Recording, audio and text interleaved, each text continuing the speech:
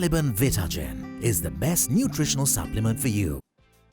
Hello and welcome everybody to another episode of the Entrepreneur Global.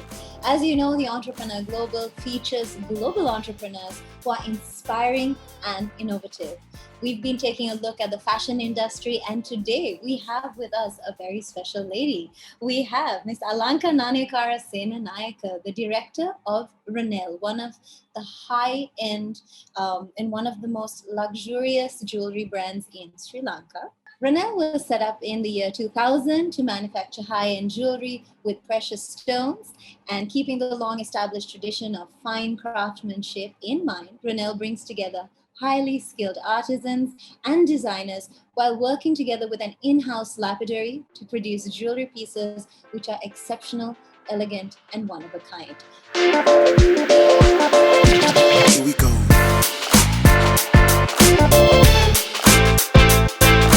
Welcome and thank you for joining us, Alanka. Thank you. Thank you for having me. So, Alanka, Renelle is a very exclusive jewelry brand, and the name itself is very French. Could you please tell us how the name came about? Actually, if I start, let me first start with the primary company, which is called Ellawala Exports. That's the company that supplies most of the gemstones to some of the top brands in Europe. And also my father's first name, which is Rene. So he was named after Prince Rene of Monaco. So those two names we merged together and we came up with the brand Renelle. So that's where it all started. Wow, that's beautiful. Rene, that's Rene. lovely. Yeah. Given the nature of the products, the jewelry that you specialize in, you use a lot of different Sri Lankan stones, a lot of different colors. And how do you market it as an exclusive luxury high-end brand? Because there are so many jewelry stores within Sri Lanka, and we're very rich and we're known for our stones. So how does your marketing and sales help set you aside? What is that key differentiator? So let me first start with from the gemstone itself. We have everything done in-house, starting from where the rough gemstone will come to our production unit, and it will go into cutting, and then we will overlook everything from the cutting to polishing, and thereafter towards the manufacturing of the piece that we have designed. So every aspect is looked into detail. So in terms of that, we are very specializing in terms of quality. We got master craftsmen that came from Paris to train our craftsmen in Sri Lanka. So the attention to detail starts from there as well in terms of the jewelry aspect. So everything starts and ends with quality with us, So we are on par with the other brands when we go into global arena. Yes, so Thank you. It's amazing. So everything is done in-house, and you said that you have a master craftsman from Paris who actually comes. So how do you select, or how do you screen your artisans, the local ones? Do you train them from the beginning, or do you get existing craftsmen, or is it families? Because sometimes it's an entire family. Yes. Oh yeah, very difficult to find good craftsmen nowadays. So whoever we've had over the years trained under us, first with basic knowledge, but then we've taken and groomed them into being better craftsmen with the training overseas. Okay. And what I also loved about Renelle is that even to come into the store, it's only on appointment basis, which really, that itself sets it apart from every other store, I would say, in Sri Lanka. Yes. How did you, it's a very different approach in Sri Lanka. You just walk in all the stores. I think you're the only jewelry store that has that. So what was the thought process behind that? So I think we mostly wanted to give a customized service to our clients. So they walk in, they feel like they're in their own jewelry store, and they can pick and choose and wear whatever they like. And so that got us thinking and thought, okay, we can focus on what they want. We can focus on the design aspect, sit down with them. Sometimes I spend hours with some of the clients, and I love being with them and understanding what they visualize in their mind. And until we get that product they want and find a finished item that they like, I won't let them go. So I would always ask them, are you happy? If you're happy, then I'm happy. You know, until that point comes, I give that specialized service because of that reason is why we went by appointment. And yes, it's been successful so far. Yeah, for sure. Actually walking in and thinking, oh, this is my jewelry store. Yeah, that was the idea behind it, really. And and also because I wanted to have, a feeling of this relationship goes beyond a selling point. It goes, it's a relationship that we build over years for generations to come. So that was the idea, really. So, and these clients have become my friends and family afterwards. So yes. That's so true, right? Because I mean, once, let's say, your grandmother or your mother goes and gets their jewelry pieces that you admire, and then you're like, oh, who is your artisan? It becomes so you actually see an entire generation. I mean, not you, but your company. Yeah, exactly. And I love, creating jewelry for people my age that go in for their engagements, their weddings. So it's a continuation there onwards. Nice. That's amazing. I love it. Just out of curiosity so you have your diamonds, you have your zircons, and then you have your Swarovskis, right? Your crystals. Yes. Would you say they are relatively the same, or what are your thoughts on them? Like, they look the same, right? They look the same, but there's a very slight change in luster. Okay. The diamond has better luster, so the others don't as much as the diamond. Okay. So that's probably why you're paying a little more for the bling. Okay. Was that a completely ignorant question? No, not at all. That was a good question. Because a lot of people say, oh, it looks the same. Why are we paying more, But then it's also at the back of your head thinking, oh, it's a diamond, So diamonds are forever. Diamonds yeah. It's like a feel-good factor more than anything. So that's probably why. So the luster comes from the stone itself, or is it in the way it's cut? It's the way it's cut. Oh, right. Yes. And also, some of the stones are dull. So like a cubic wouldn't have the kind of luster. So when you cut it, it reflects and creates the luster. Okay. So the diamond has that aspect going for that. So, yeah. So cutting needs to be on point. Yes, on point. When it's diamonds, it's on point. Nice. With colored stones, you have to kind of, how do I say, it matters on where the color is on that rough stone. So you have to be very careful when you cut, because if you cut the area that has the color, it's worthless. So it's very tricky, very risky when it comes to colored stones. Do you all have waste? I mean, I know in different industries you have that wastage. Do you have wastage? Yeah. Yes. Oh, yes. That's expensive wastage. Very, very expensive wastage. You're putting millions and millions into powder. Yeah, which is why you need amazing artisans who know how. Absolutely. That's really where your money's at, because you have to be smart when you're cutting the stone. Yeah. So yeah, that was the very important aspect. Nice. Also, Alanka, when it comes to, again, I'm going back to your marketing. What are the mediums you use mostly for your marketing, and what strategies have you noticed work best for the niche that you've created? Okay. So at the moment, I would say word of mouth and social media.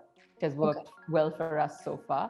And also, I must say, we take part in some of the exhibitions overseas. So we are known in the Asian regions because we take part in some of the exhibitions in Singapore and in Malaysia. And so people have got to know us through the years with all these exhibitions. And I must say, like, we took part in one of the luxury shows in Singapore, which happened at Takashimaya. And it was one of those hand-picked brands that came together to say that these are the products that we are producing in the Asian region. And I must say, I was very happy that one of our pieces got selected as one of the top 10 pieces of the exhibition. So So those are Congratulations. thank you. So those are what has created the word of mouth as well. We've been on magazines overseas and here as well. And also, I would especially put it down to word of mouth because I want to give that service so someone else will speak about it. And that has worked wonders for us. So now with the pandemic and everyone going digital, have you noticed that that has also maybe, I mean already you are international, but have you noticed that maybe you have more international clients now because the geographical boundaries have really gotten very gray, and now it's like, okay, can we have a consultation on Zoom? Do you have a lot of those? Yes, we do that as well. So, but at the moment we're revamping our website so we can cater to a wider audience and clientele. So at the moment we're working on that. So we're slowly opening doors. Lovely. So your company was awarded the Presidential Award as the best exporter of gemstones and jewelry in the year 2017-2018. So in your opinion, Alanka, what were the key driving forces and the values which led to Renelle actually winning this award? I would say the uniqueness is that we focus a lot on quality, that we look into detail on everything in the whole process. And it's also the knowledge we have of cutting gemstones. Because my father's very, very knowledgeable in terms of the cutting aspect of the gemstone. So we have given value to the stone from there onwards. And also, like I said, the production is overlooked well into detail. Even if we have to polish it a little more to make it look, brilliant and fancier, we would do that too, just so we can focus and say, what, you've got a fantastic piece in front of you. The work speaks for itself because absolutely. Each aspect is done with so much love, I would say, right? Yes, very much. My team is all about creating something that makes someone else happy, and that's all that we take from there. Yeah, that's amazing. So then your pieces speak for themselves, and then your marketing just takes off, word of mouth. Yes, exactly. So, Alanka, as you know, around the world, one of the biggest social causes is sourcing of diamonds, sourcing of stones, and also exploitation of labor. So how does Renelle work around that, or how do you ensure that when we buy the stone, so when your clients buy the stones, that they know that they're getting a socially responsible piece? Yeah. So we have certified both the companies, the gemstone as well as the jewelry, which is Ellawala Exports and Renelle, under their SAFE 8000 certificate, which means that we have not exploited any of the laborers. And we also want to look into traceability someday, because some of the global companies that we work with in terms of the gemstone also require this now, because people are a little more responsible nowadays about where their stones come from and what kind of labor we've used to produce these beautiful things. So I think that was the stepping stone by getting SA 8000 certified. Okay, thank you so much. So it's really important because, like you said, people around the world are just, they're a lot more socially conscious. So that's really reassuring that Renelle holds itself to such high standards. So Alanka, I was wondering, Renelle, you're such a global brand and you're very responsible in the way you source your work, in the labor, in every aspect. You hold yourself to very high standards. Are there other social causes that you and Renelle are passionate about and are working towards making a difference? That was something that I was very passionate about for a long time, that I started maybe 3 years ago. I found the time and put things together. I opened this brand called Halo, which is a silver jewelry brand, which also puts a portion of its sales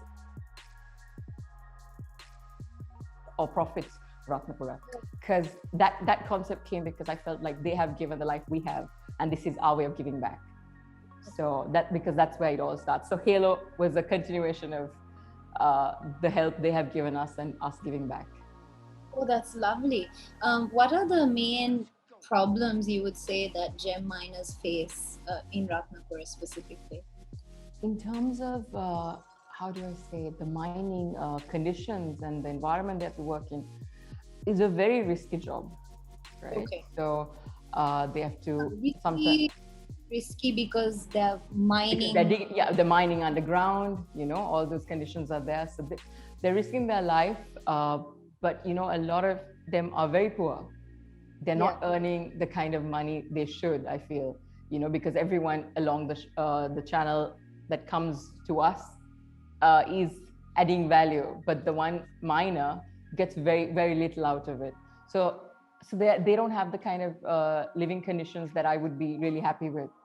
And so that was my cause, that I wanted to help them.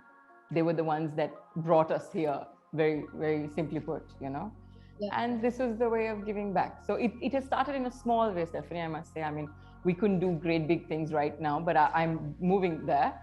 But I also want to empower those families more than just giving them what they want at this moment and then finishing that off there.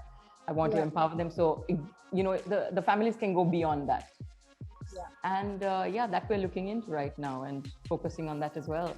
That's really inspiring, because I think and your mentality, where it's like, I am where I am thanks to where this chain started, and that giving back aspect, it's so important, and I think it's super inspiring. So thank you so very much, because I didn't even think of the miner when I started this conversation with you until you brought it up, and I'm sure our viewers feel the same. So that level of awareness is really important, and thank you very much for that. I think it's very. I am very interested to know, like, your dad started off Renelle, and so growing up, did you always know that this is what you wanted to do? Not at all. Okay. I finished school and I thought I had to apply to universities that I wanted to do law. And I've not been very involved in the business at all. Like, I didn't know what was going on beforehand. But my father walked in one fine day and he said, what do you think of, just giving it a try? So he said, you first do a course on gemology and see whether it leads you somewhere. If you don't like it, I understand, you can walk away. And so it was very sweet to give me that chance. So I said, okay. So I went into the Gemological Institute of America, and I did this special course on gemstones, which is just colored stones. Okay. And I loved it. The first day itself, like, I got into detail of how all these beautiful things come to life and the science behind it. And that was it. I was completely in love with gemstones after that.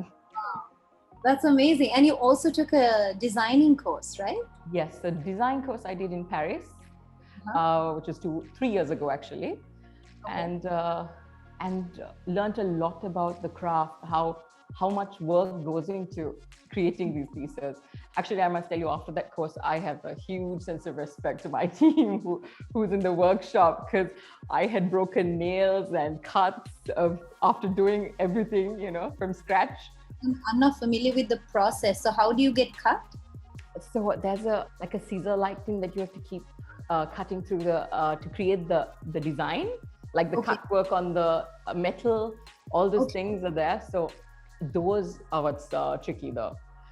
And molding it and bending it with the metal when it's hot, so all those things play a part. So it's a whole new experience for me. I loved it though. I mean, even though I had my cuts and bruises here and there, but a whole new respect to my team though after I came back home. Oh, that's amazing. It sounds great. And this jewelry course was in France, was it? It was in Paris, yes. It was in Paris. And is that where you met the master craftsman who... No, actually, no. The master craftsman came like 10 years ago, 10, 15 years ago, and trained our staff. And I just went to kind of make myself knowledgeable about the subject of actually getting down and manufacturing these pieces. And this is what I learned. Nice. Thank you. So a year after you joined the company, you actually opened your first flagship store in Australia with James Packer.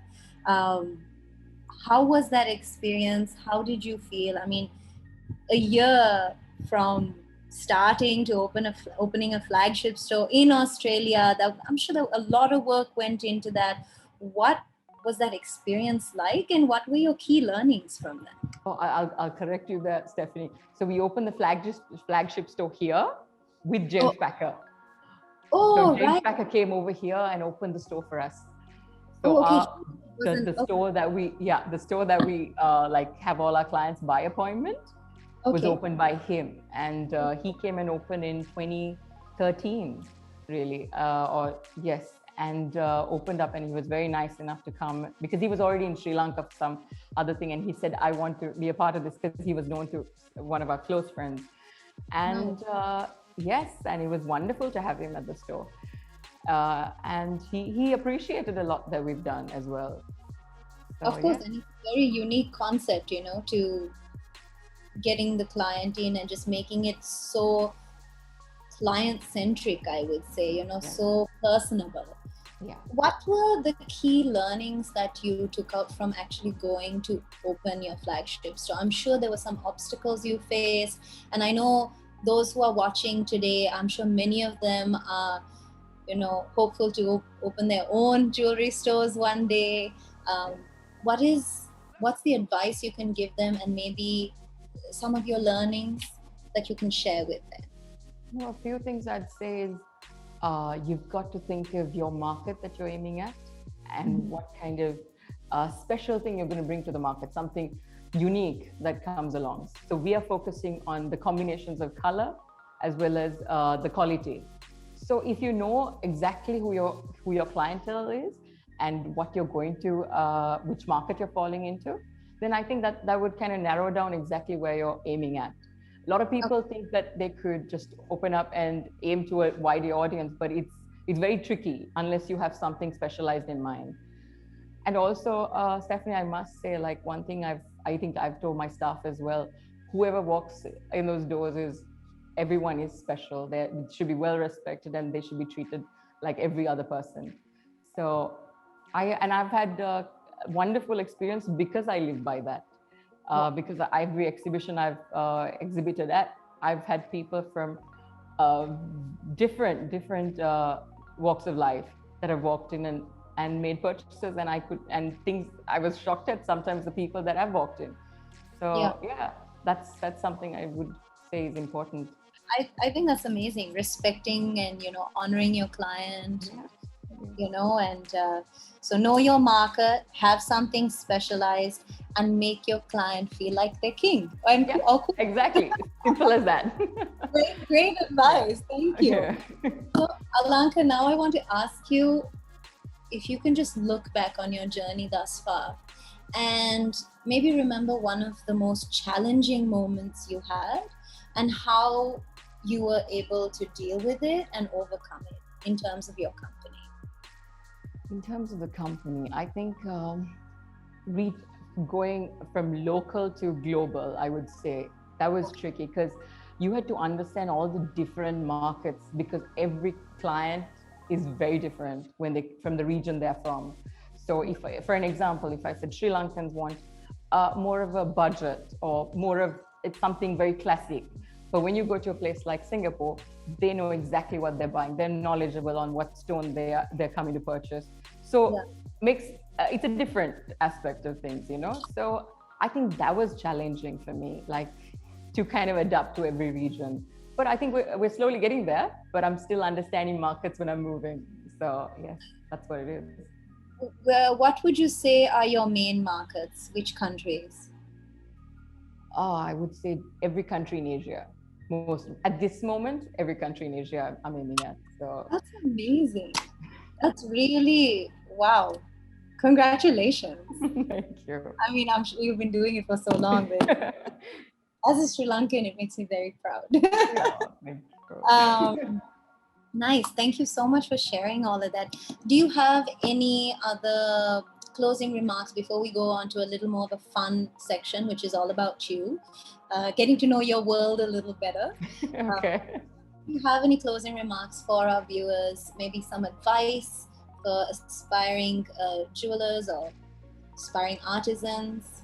So let me just say, in terms of where the brand is right now, or where I want to take it, I want to open doors to a wider clientele, like I said before. So I would get into a proper retail setup as well a little later, maybe when the COVID situation improves from here on.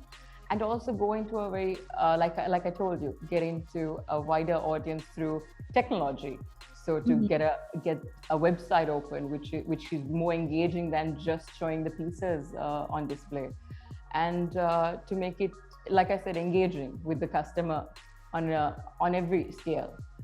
Yeah. In terms of advice for somebody, I mean, I'm still learning, but from the little I know, I would say just stick to the craft that you know, and build on that. Stick to what you know. Yes, best.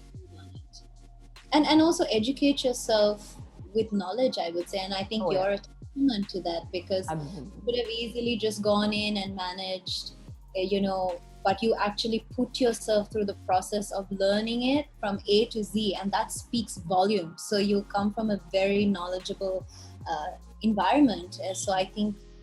So I must give credit to my dad for that, really.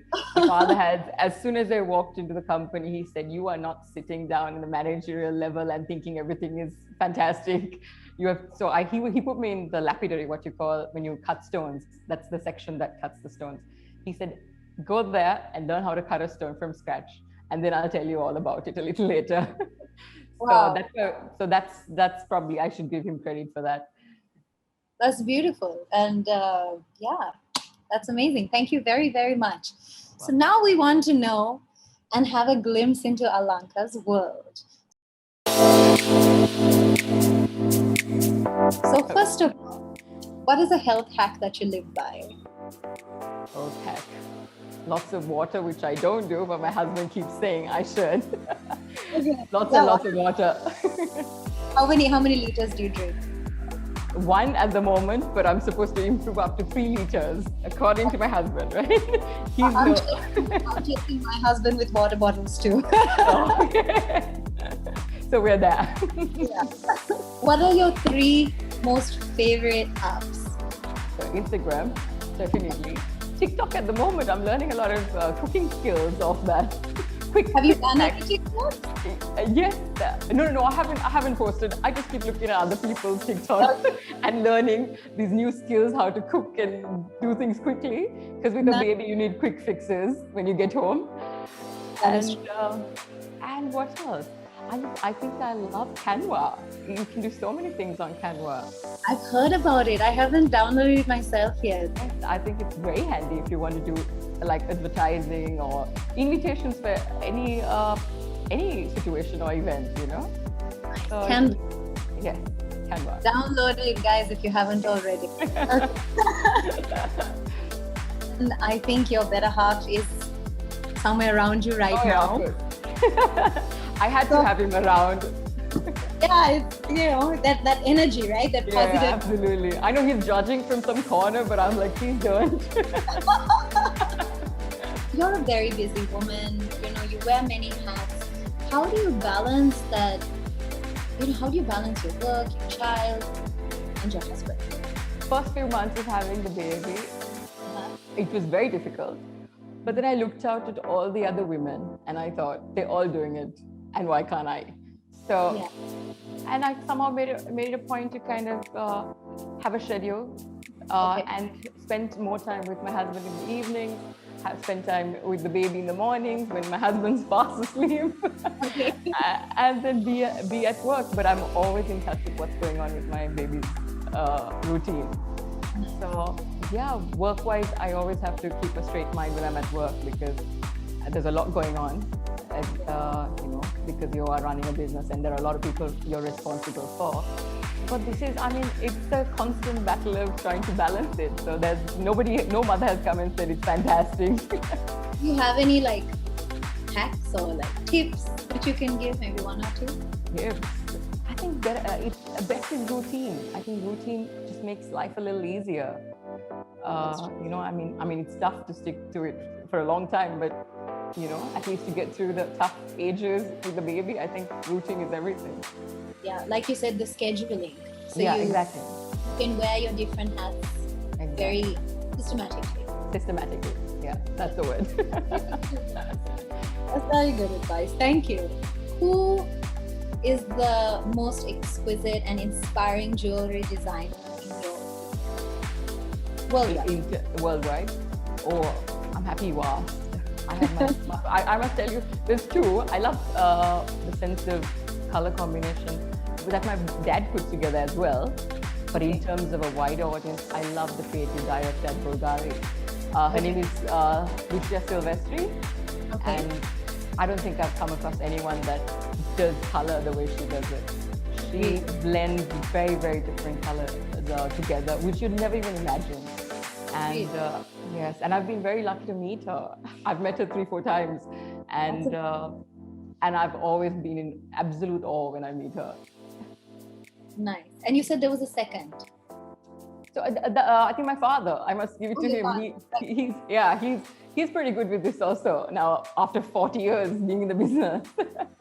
Cool. So yeah. So there are times he comes in and he'll say, "Oh, why don't we put this color together with this?" You know, and then I'll be like, "Oh, okay, I never thought of that." And then it actually looks good. As much as I want to disagree, it comes together well. So yeah. So. And finally, what is your biggest motivation in life? I must say my family. I must give it to them. I feel like I influenced you there. I'm so sorry. No. I have to tell you, family, extended and direct family. Without them, I'd be nothing. And I must also give it to God. I'm a true believer that He puts things in place. Yeah, I totally believe that too. I think that's it.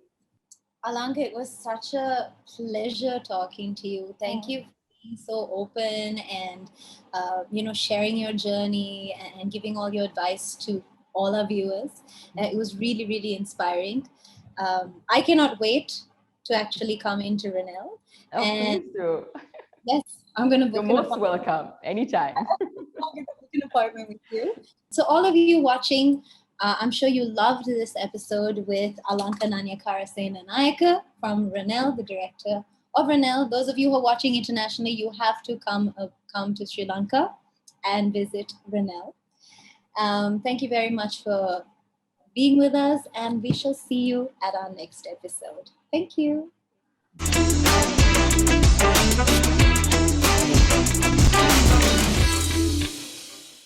Maliban Vitagen is the best nutritional supplement for you.